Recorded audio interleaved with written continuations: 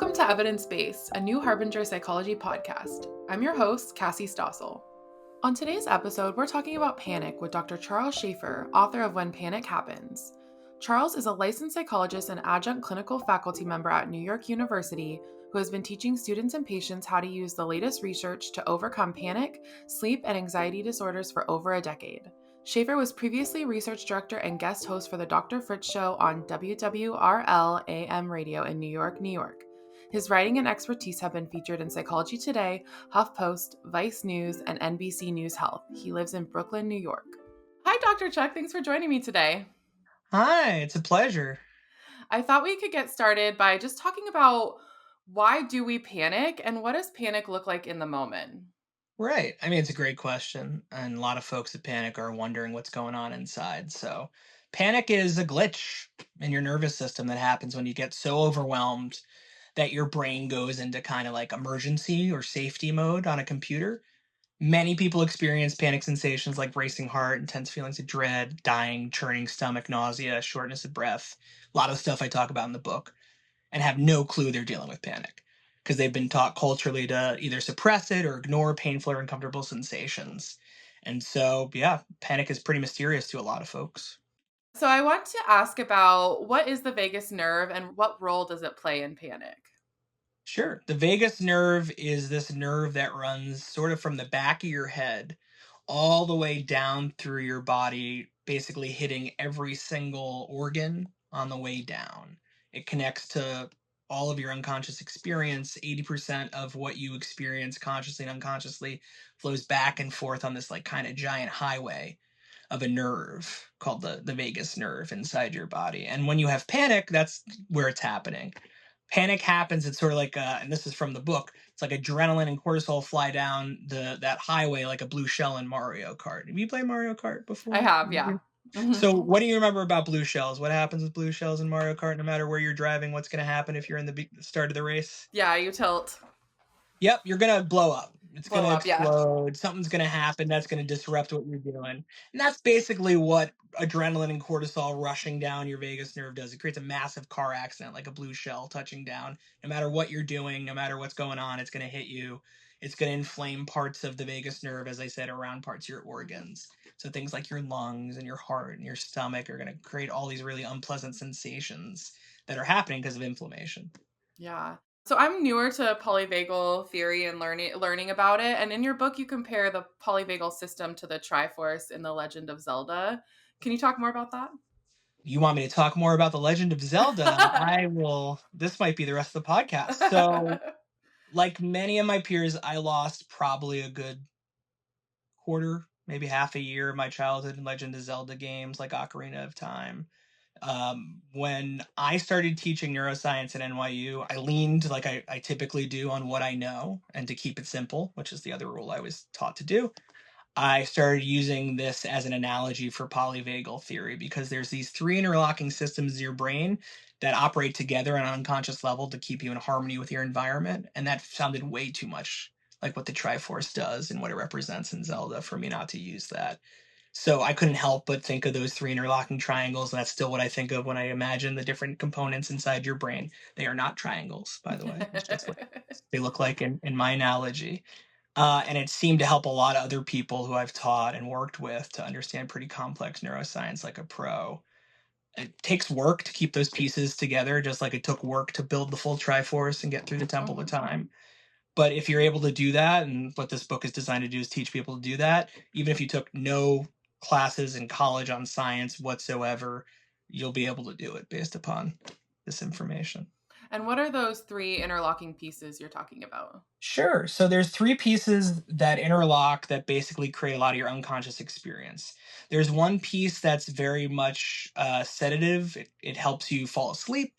It helps you calm down. It slows down your heart rate. That's a piece that has a big fancy name, but we're going to call it the resting and digesting piece because I don't know if people need to know the fancy names to know what Mhm. it means.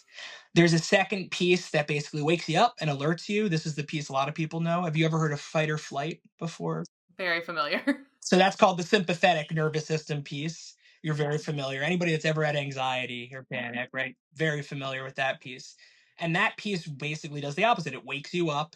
It gets you alert. It gets you very vigilant to things in your environment, looking for threats. That's where things like panic and anxiety come from in that system. They originate from the sensations in there. And then there's a third piece that's kind of like the referee, so to speak, or the manager that kind of puts them together and decides, okay, based upon information I'm getting from the sympathetic system, the anxious system, and from the resting and digesting system, this is how we're going to put it together to create harmony. And those three pieces interlocking determine most of your unconscious experience and sensations. What role does breath play in the nervous system, and what can your breathing tell you when you sort of lock into it? Yeah. It's crazy that people don't really understand. So breathing is sort of like taking your pulse, but for your emotional Mm. temperature, your emotional intensity, if you will. And so breathing tells you a lot. It's an automatic unconscious process like digestion or your heartbeat or anything else that basically you don't control, which means it's a part of the vagus nerve, like anything else that happens. You're going to learn pretty quickly. All that unconscious stuff, because 80% of it goes through, most of it's happening on that nerve, which is where polyvagal theory comes from. And because you don't consciously control your breath, it's one of the easiest barometers of your current anxiety and stress. You can't really mess it up. Like there's no way to artificially impact it to trick yourself into thinking you're not anxious. You'll know pretty quickly. When your breath's short and shallow, you're probably already panicking. You're probably somewhere in that sympathetic mode. I went through cancer treatment last year, and one thing when I was starting to recover, and actually it was at physical therapy where we talked about it, she was like having me take some breaths, and she was like, "You're breathing from your chest, not from your diaphragm." And Mm-hmm. I was like, I think I've been breathing from my chest for so long that I didn't even know that's why I was feeling this way. And it felt so different to activate that other piece of the breathing system. And it was a game changer because I had never thought about it like that. Right. So you realize if I change my breath, what happens to the whole system? Yeah, like I calmed down. Like it doesn't feel as pressure in my chest as well as just like the whole experience. It's just like a relief. That's a huge part of what the book's about, is teaching people that instantaneous relief is right at like the bottoms of your lungs, literally, if you can figure out ways to do that. You talk about the vagal break. Can you say more about what that is and what are some ways to engage it? Sure. So the vagal break is an awesome term that I think Deb Dana and Dr. Porges, Steve Porges, put together, and it's a great little visual analogy, which is why I like using visual stuff like video games and things people can. It's really approachable. Right. It's much easier for people to imagine. So I want you to imagine like a bicycle. And when the bicycle wheel's moving, what stops it from moving? When you've seen a little simple boop brake. It's usually a little simple brake that pushes on the side of the wheel to stop it from spinning around. That's basically what the vagal brake is. It's a mechanism inside your brain that stops adrenaline. It's part of one of those pieces, that Triforce pieces. It slows your heart rate down. It stops you from spinning in panic sensations. You activated it when you did breathing in that rehab you were talking about for cancer recovery. It's like the cleanup crew for that highway that comes in when the blue shell happens. It's like the little dude in the cloud. He's coming over. He's putting stuff back together. That's basically what it's doing. And when you activate the vagal brake, you can do it in many different ways. That's what the book is full of. It gets stronger. You get much stronger at doing it the more you do it, which kind of makes sense. So it's sort of like a muscle. Every chapter has there's a couple chapters that are built literally just to build this muscle ahead of time, and there's a bunch of others that are built to recover it when you've had a panic attack. So if you want to practice one right now, you can do with your lungs, like what you just did, is that remember that the vagal nerve connects everything from down here up through your brain and back, right? So if you stimulate your lungs like you did, it spreads common balance to the rest of your system. So when you did your breathing, what did you notice in your body pretty quickly when you went from your chest to your diaphragm? It was literally like a deflation A deflation. and an unclenching. Like, you know, Wow. when people tell you like unclench your jaw if you're reading this and you didn't realize you were clenching your jaw, it's like that, but for your whole body. So, like, imagine your whole body unclenches. There's all this rush. Usually, people get this tingly sensation because you turn off that whole faucet of adrenaline that's keeping your heart going really quick and your breath short. And you turn on a whole faucet of calming stuff like dopamine. And it's kind of wild how intense and how quickly it can spin and switch around, which tells you how powerful this is. The easiest way to do this is to get a straw or imagine a straw. Now, I'm from New York, so I'm spoiled. Everywhere has a straw. If people haven't come to New York, if you haven't come to New York City, one of the things you won't appreciate is that if you go to any bodega or corner deli, bodega is a fancy word for corner deli, you will be given a straw, or somebody will offer you a straw with any drink. So you'll always, in New York, if you're in New York, this is why it works with a lot of the people I teach, you'll always have access to a straw. If you don't have a straw, imagine or make up a straw in your mind, like what it would look like. Put your mouth into the position as if you're holding this imaginary fake straw. Up to you if it's a coffee straw, silly straw. I'm going to let your brain decide on what your imaginary straw is. But if you make your mouth in that shape, the first thing you can do is just breathe in for 4 seconds through your nose. Hold it, all that oxygen in your nose for another 4 seconds, and then breathe out through that straw, either the imaginary one or a real one, for 5 seconds. 4, 4, 5, basically 4, 4, 5. You can set a timer on one of your devices for 3 to 4 minutes and repeat 4, 4, 5, 4, 4, 5. If 4, 4 is too long, 3, 3, 4. The key piece is making sure that you hold the oxygen in your lungs and that you blow it out a little longer so you get most of the CO2 out. By doing this, you're pumping your body full of oxygen, which actually slows down your heart, because the reason it's beating is to distribute oxygen. Most people don't understand that, but that's I didn't know the that. reason your heart is beating, is to distribute oxygen to places like your brain. And so if you're pumping more oxygen into your lungs and holding it, it makes it how much easier for your heart to spread oxygen around. If you're pushing out CO2, it makes it how much easier to get all the extra stuff out of your bloodstream. That usually makes it harder to breathe. If you can feel your heart slowing down, you've done it. You hit your vagal brake. So when you were in that situation, you hit your vagal brake. Congratulations. You stumbled upon the way to hit your vagal brake. From the way it sounds, one other technique that has gotten me through a lot of anxiety is the ice pack to the chest. Yeah, that's really good for breaking things up when you're in the middle of an experience, right? So this is pretty good for slowing things down at the start. When you're in the middle of something and it's really hard to get out of, or even if you're at the start, yeah, what do you know about the ice pack thing? I love the ice pack. Well, I thought it was because your brain can't like process the cold or the two things at once. So it's like taking the cold over the panic. Is that close? Yeah, that's a big piece of how it works. Our brains aren't as sophisticated. I don't know if this is surprising to this audience, but our brains are not as smart as we think they are. They're actually pretty recent updates that give us even the ability to think about having a brain compared to most other mammals. But there's a lot of other machinery in that brain that evolved over time, way before we were like talkie monkeys, as we are at this stage, talkie apes. And one of those things is cold sensation and sensation. Your dog will have the same reaction to a really cold blast, as you would have, which is what? If you get a lot of cold, what happens immediately in your body? You notice? If I turned on a cold shower, what do you think would happen? You can't literally think about anything else. It just like Hmm. shocks. Yeah. Because there's a deeper part of your brain that's also part of this polyvagal system that we're talking about, because that's also a pretty deep part of your brain that you share with a lot of other mammals and many other animals, that forces you to basically do certain things if your body gets exposed to extreme environmental cues as survival. So we came up in an ice age, right? Humans were ice age folks. We learned pretty quickly that if we're cold, we got to get the hell out of there, bundle up, figure out a way around that.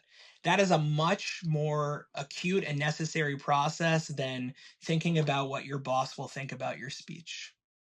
That is a much more complicated, newer thing that takes a lot more RAM or processing than, oh my God, my hand might freeze off of my body. Now, our brains aren't smart, which means any amount of cold they go for more than a couple seconds goes, oh my God, my hand is going, just like if you touched a stove, it would go, oh my God, I'm in a fire. And you'd immediately pull away. Even if you wanted to hold your hand there, what would your hand do if you touched a hot stove?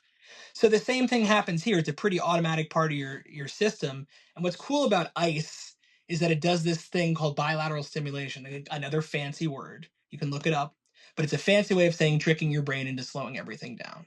So when you squeeze an ice cube, when you do anything along those lines, this intense, uncomfortable sensation triggers that freeze response I just told you about. Your vagal nerve slows everything down, your heart rate down, because it thinks it's freezing to death. And so the opposite of what it's going to do is spend all your energy with adrenaline. It's going to slow everything down because it's thinking that you're stuck in ice right now. Which means the best thing for me to do is slow down your heart rate, slow down your breathing to give you a better chance of surviving. And it has nothing to do with your conscious thought. Isn't that wild? That's so weird. Right? Again, there's so much we don't realize is kind of automated. Once we start to realize it and know that a lot of this automation in our system is hackable, that's basically where the book comes in. You can alternate your hands to confuse your brain by squeezing an ice cube. And by doing this, the adrenaline release will slow down and stop eventually because it has to go into survival mode. If you do it with a cold shower in your face, the same thing will happen. If you do a cold plunge, a similar thing will happen. These are all called like the diving reflex is the thing that happens there. It's the same deal. Parts of your vagal nerve are up here, just like they're everywhere else. The vagus nerve goes everywhere. And so when it gets touched on, it communicates something to the whole system, and the whole system is going to figure out pretty quickly we got to slow down if we're going to freeze to death. Yeah, I just did my first cold plunge on Sunday. They had this like system where you do like you heat up in the hot tub, then you go in the sauna, and then you do a cold plunge. It was like I was describing it to my friend because she did it with me. It was like, when you haven't drank alcohol in a while and the first drink you kind of feel buzzy, like your whole body is like humming. It felt like that when you got out. Like, of course, at first it was like the shock, but the minute you got out, it was like, wow, I feel really, really good. Yeah, so what's crazy is that buzzy feeling is probably dopamine, and what's funny is alcohol does that, but I guess you just discovered something else that does that. It's wild, but dopamine feels good. That's the whole point of dopamine. And better for you than alcohol, so Way better for you, right? There's no liver damage involved there, right? It's just straight up enjoy the dopamine. Exactly. And you mentioned in just what you were describing something called survival mode. Can you talk more about what it means to be stuck in that mode? Right. So we go back to the Triforce, the three parts of your polyvagal system. And for a lot of folks, they never really get out of a panic mode because in order to have a balanced system, you have to have an environment that's pretty balanced and able to regulate stress in your environment. For a lot of folks, they don't have that ability, or they have really stressful environments. They're burnt out. They're going through a lot. In the last couple of years, we've all been going through a lot between lockdowns and geopolitics and all this other stuff that's happening right now, stressing people out. It makes sense why people will get stuck in that survival mode. You operate a lot with more adrenaline and cortisol in your system when you're in that survival mode. And so the balance to shift it back from fight or flight takes a lot of energy. The other thing is that people don't realize that when they remain activated or overwhelmed, it's often because they're stuck in something creating that. So for a lot of people, being in the lockdown and during the pandemic led to a lot of doom scrolling and risky crypto trades and a lot of other stuff that they're doing with their time that created how much more stress you think. So that's why a lot of people got stuck in that survival mode because every day they'd open up a device and immediately been bombarded with a lot of overwhelming pieces of information, or they'd open another device and see huge amounts of money going back and forth. Mhm. So it causes a lot of stress. It's really hard to shake out of that unless your environment's pretty stable. Yeah, and I feel like I also read something or saw on TikTok, the new I read something means I saw a video on TikTok. Love it. Yep, that's how it works.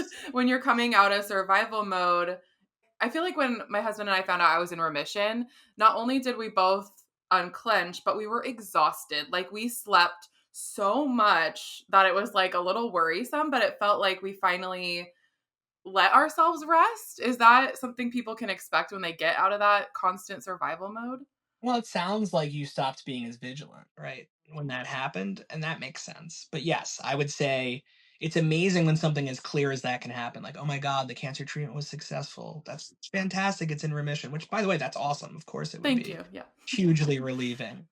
But I think just generally having that much adrenaline in your system a lot of the time is really draining. Yeah. People that have chronic anger tend to report the same difficulty, that the moment they stop being angry, it all kind of falls apart, and that's because you've been operating on a lot of adrenaline for, like, I don't know how long you were in treatment, but a long time.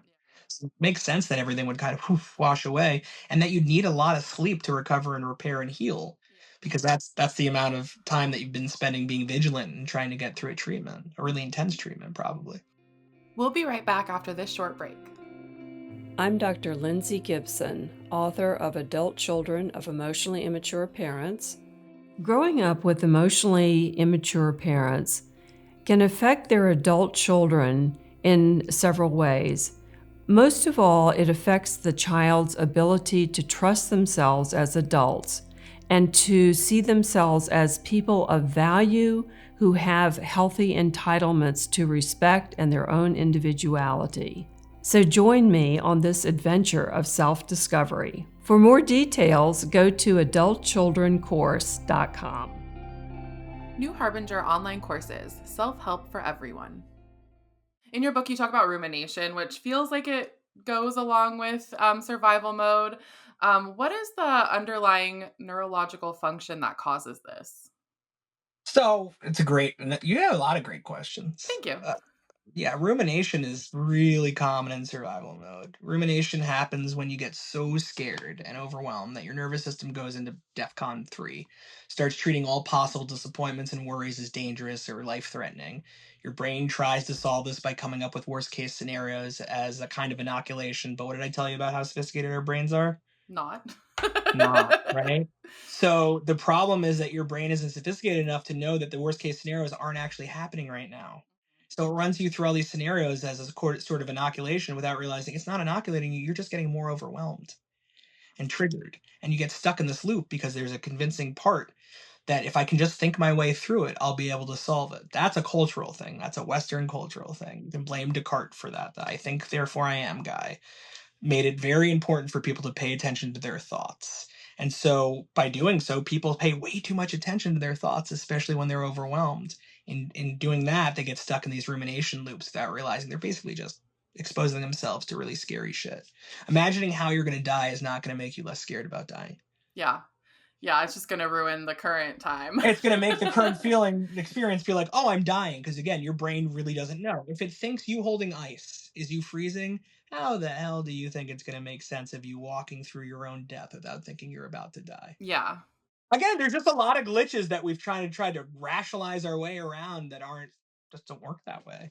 One thing I noticed when I was stuck in a sort of survival rumination, recently I had my 6-month scan, which was already scary. And then it was unclear, the results. So then I had to wait a few weeks. And so it was like weeks of this, like, what if it's back? What if I have to do this? What if I have to do this? And one thing for me that I found through this whole process is I tend to seek reassurance from other people, which definitely puts other people, like my husband, it'll put him into this rumination cycle as well, which is not helpful for either of us. Is this reassurance seeking really common when you're in a survival mode or rumination? I think rumination is an internal version of reassurance seeking. And so it's not surprising that when it doesn't work internally, it leaks outside, and then we call it reassurance seeking. But I think the whole time you're looking for reassurance about what you're scared of that you're not going to get. So the question is like, if you want to feel calm in the present, if you don't want to feel as amped up or scared, what would do that? That's a different question Mm-hmm. than knowing all the information or being able to think your way through, because those are not usually connected. Yeah. Really hard for a type A person, let me tell you. It's really hard for a type A person. It's really hard for a person that's been successful problem solving a lot of other tasks by thinking them out. Right. I want to ask about sleep, and you talk about good sleep hygiene. Why is this Mhm. important in keeping your panic at bay? And what are some ways that we can improve our sleep? Right. So I'd say sleep is foundational. There's like a handful of practices that people do in their life that is just foundationally great for your mental health and protects your your vagus nerve and your polyvagal system from becoming overheated, and sleep is one of them. So in order to get the best possible sleep, there's a couple ideas I have. I don't know. What is anything you could use some help with? Sleep's one of my other specialties. Anything else you I've could been use doing a some lot help better around? now. I'm scrolling less and I'm reading more before bed because I find that sort of when I'm reading and I sort of naturally start to fall asleep, I don't know, it leaves me with less stuff in my dreams than scrolling. Oh, interesting. Yeah, like I don't have as many sort of scary dreams when I've read instead of scrolled, even if the scrolling isn't necessarily doom scrolling. I don't know. Right. It's hard to tell sometimes, isn't it? Mhm. Yeah. Especially like, is this helpful? Is this reassuring? Is this like, it's hard to tell. And so that's something to just consider. But for sleep, it sounds like you're on the right track.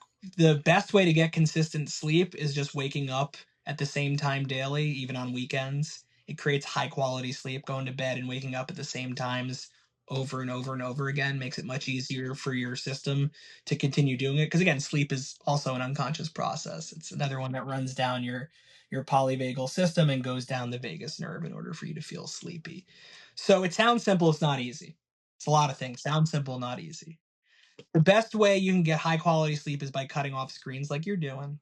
and emails about 40 minutes before you want to be unconscious in your bed, and switching to podcasts or reading under a lamp instead of anything on a screen in the dark. That makes it much easier for you to slip into sleep because, again, sleep, like many other things, is not something you can control. It's like digestion. You can do a lot of things around it to make your life easier if you know how it works, but you can't just will yourself to sleep or not sleep. It's just not how it works. Yeah, and I forget what it's called, but there's something where you like delay sleep. Do you know what I'm talking about? Revenge sleep procrastination. I think my husband has that. He's very much a night owl to my early bird, but like I feel like he'll do things to prolong the going to sleep process and then he literally can't get up in the morning. One of the things that's hard is there's a common pattern, especially folks that don't always realize it, with things like ADHD and other attentional stuff, where things that are boring become a huge enemy that you constantly, whether you're conscious or not, or avoiding because boredom is registered much more painfully when you have something like ADHD than for other folks. And so, what's more boring than going unconscious? Pretty much Right? And nothing. how the hell do we make it less boring on its own? Oh, I'm going to worry I'm not going to wake up. Great. Now I'm not going to sleep because I think I'm going to die. So there's really not a lot of ways to make sleep anything but boring. It's supposed to be boring. It's an unconscious process. So it's supposed to be pretty boring. Unfortunately, for a lot of folks with ADHD, that means they don't want to do it. Like many other boring or tedious tasks. The problem is that you can get very successful if you lock in things like screens and light into your eyes at offsetting all the things that'll help you fall asleep. Interesting. So yeah, it's not uncommon, but that sleep revenge procrastination thing I've seen far more in folks that struggle with ADHD than other folks. Yeah, yeah. And we talked about it a lot with the ice conversation, but were there any other tools that you want to talk about that someone can use in the moment of a panic attack to sort of slow it down or disrupt it? I'd say that breathing the ice is really effective. There's a lot of mindfulness practices people can do ahead of time that are much more effective when you practice them over and over again by the time you're having something like panic happening. So that's another one to perhaps pair. But the most effective is always going to be something like squeezing that ice cube or adjusting and holding your breath. Anytime you immediately adjust what your vagal nerve has to sense, it's going to disrupt any sensations you're having. Okay, yeah.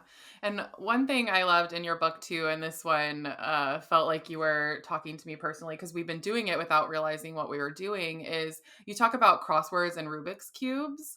Literally every night during treatment, before my husband would go to sleep, he'd do a crossword. And as I was waiting for my scan results, I stumbled upon a Rubik's Cube at Target.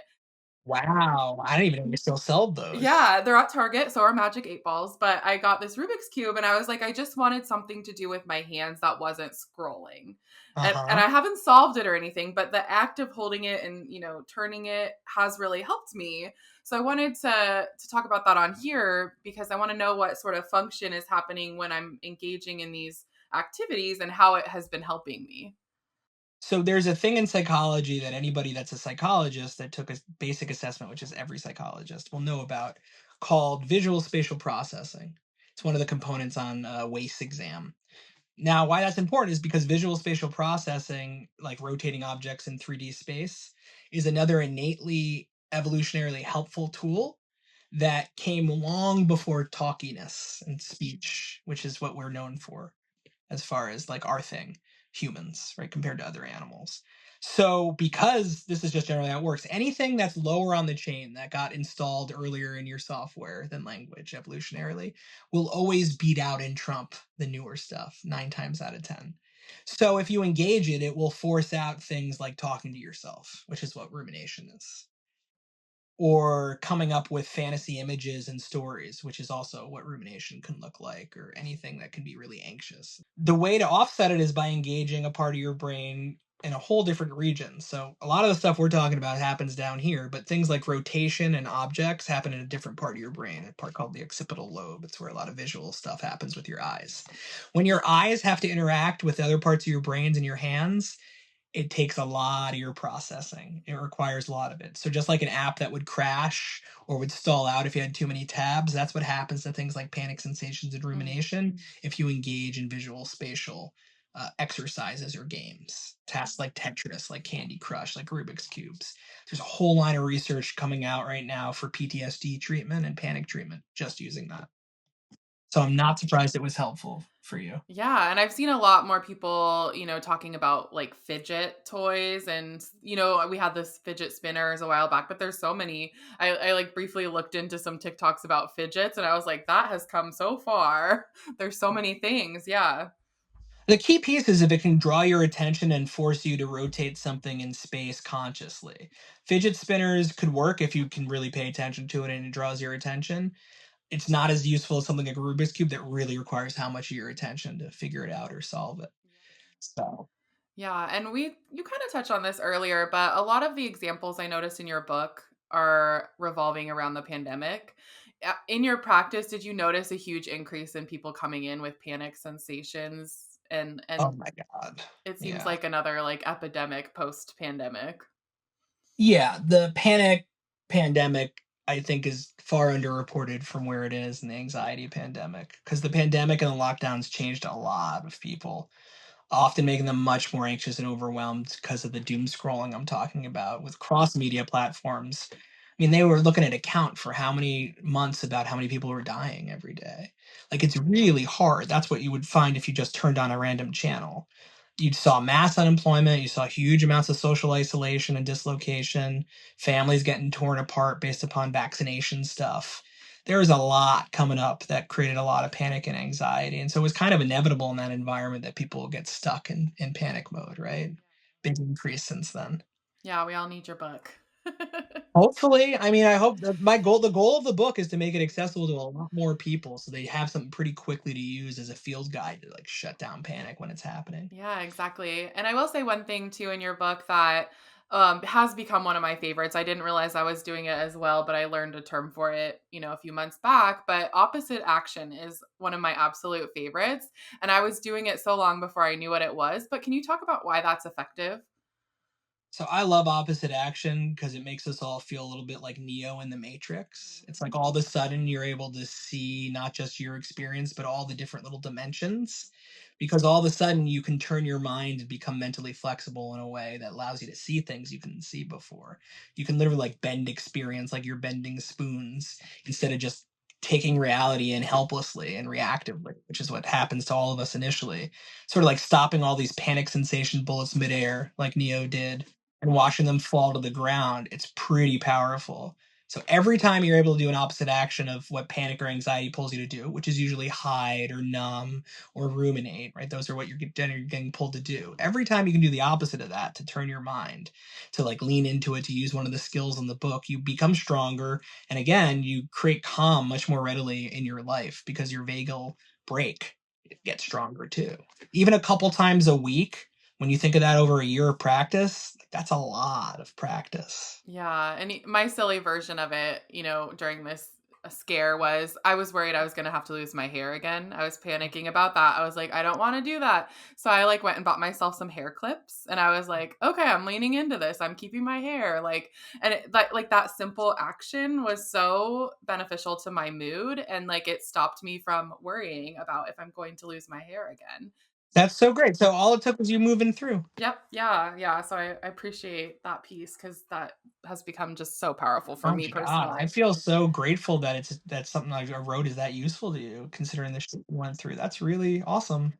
Yeah. And you mentioned mindfulness. I think this goes along with breathing and just sort of being in the moment. But what are some mindfulness exercises for someone who experiences panic attacks that can help sort of prevent getting to that level? Great question. So mindfulness is one of those practices sort of like sleep. That's pretty foundational for maintaining a healthy polyvagal system, a strong vagal brake, so on and so the stuff we're talking about internally. It really depends on the person, I think. Just like like you chose a Rubik's cube, where your husband chose a crossword. Similarly, like it depends on the person. I'd say if you're the kind of person that can really feel panic in their bones, like the tingly sensations, they can feel their heart, but they don't really come up with a lot of rumination beyond that. It's just really intense and uncomfortable, or they get nauseous. I think a brief body scan daily, which is exercise you can find anywhere. All the things I'm going to talk about you can find on Spotify or YouTube. Many examples, and they're all great. So if you can do a body scan for somebody that really fixates on sensations in their body, that tends to be helpful and useful. It gives you a sense of control and awareness over those sensations. If you're the kind of person that, and this might sound more like you, that gets caught in panic rumination and intrusive thoughts or images, like thoughts about, oh my God, me without hair, what the hell's going to happen? If you're that kind of person, things like leaves on a stream, which is a cognitive diffusion practice, mindfulness practice daily, is a fantastic tool to let go of panic thoughts and images, just to learn to catch and release. There's so many guided versions of these online. You also talk about, this sounds a little daunting, but I'm curious to hear more about, what is cognitive restructuring? It sounds like a big thing, but what are some ways to strengthen your ability here? Yeah. So let's make it less fancy real quick. So cognitive restructuring is a fancy term for editing your thoughts so you don't feel as shitty about them. Make it a little easier. Yes. So cognitive restructuring isn't as complicated as it sounds. It's another thing that gets stronger as you practice. The big issue with cognitive restructuring is that most people have a hard time seeing their thoughts as separate from them to begin with. So you can't really edit much unless you start seeing these as separate sentences, not like the whole book. And so the best way to start strengthening your cognitive restructuring and getting better at noticing and separating your thoughts from yourself is going back to what I just said, which is cognitive diffusion practices like leaves on a stream. So the more you practice those, the better you'll get at cognitive restructuring. But cognitive restructuring itself, big part of treatments like CBT, much more likely to encounter if you go seek some help from somebody like me. Yeah. And Chuck, as we start to wrap up, I want to make sure that we talk about, when can someone know that they need to seek professional help for their panic? I'm gonna say if you're in any level of distress even once, it's time. It's a good idea to go see a licensed professional. I think the biggest mistake a lot of people make is waiting until they're really suffering with panic and anxiety before they seek help. I see this especially in a lot of folks that were raised to either woman up or man up about things. And that's how they were raised, just to tough through and push through. I don't know if you can relate to that. I certainly heard these messages growing up. And so the best way to understand what's going on for you the moment you have any panic is to talk to a licensed professional that can actually come up with a treatment plan and help you understand if you even need treatment beyond that. But everybody can give you a consultation. Anybody's trained to flag this stuff. It's day one stuff in pretty much all of the classes that I teach is learning this stuff. It's certainly true for a lot of other folks. It's how I was taught. So I'd say take it from a professional. When it comes to panic, it's never too soon to get help. Yeah, I personally think everyone needs a therapist, but that's just my opinion. With the environment we just described Yeah. post-pandemic, it does seem to make a lot of sense. Yeah. And as we wrap up, do you have any final thoughts for our listeners? I just want to say that panic sucks and it's rough out there, especially with we got potential world wars, coming elections, economic uncertainty. You are not crazy if you're panicking. It just hurts. It sucks. If you find even a minute to read or do any practices from this book, you're taking back control of your body.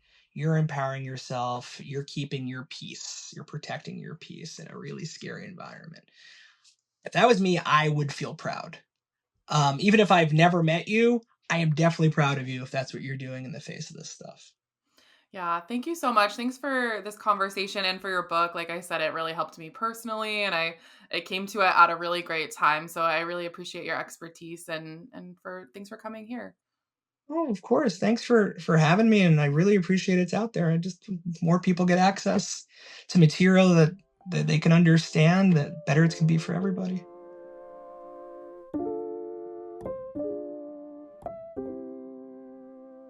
If you struggle with panic attacks, it can feel as if the world is closing in on you. Your heart races, your hands or feet may go numb, and you might even have trouble speaking. Even if you know it's all in your head, you can't shake the feeling that something terrible is about to happen. That's why you need quick, in the moment strategies to help you feel better fast. Drawing on the latest research in neuroscience, dialectical behavior therapy, and polyvagal theory, When Panic Happens provides quick and lasting relief from panic attacks just when you need it the most.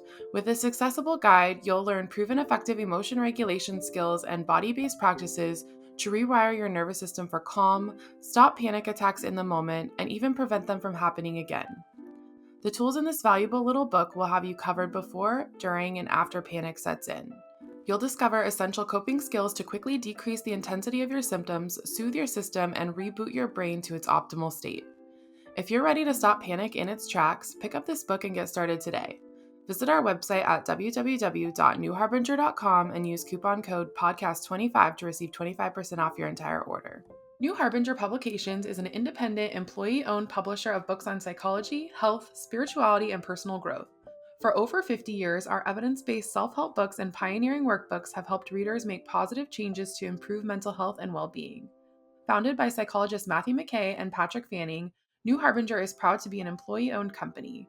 Our books reflect our core values of integrity, sustainability, compassion, and trust. Written by leaders in the field and recommended by therapists worldwide, New Harbinger books are practical, accessible, and provide real tools for real change.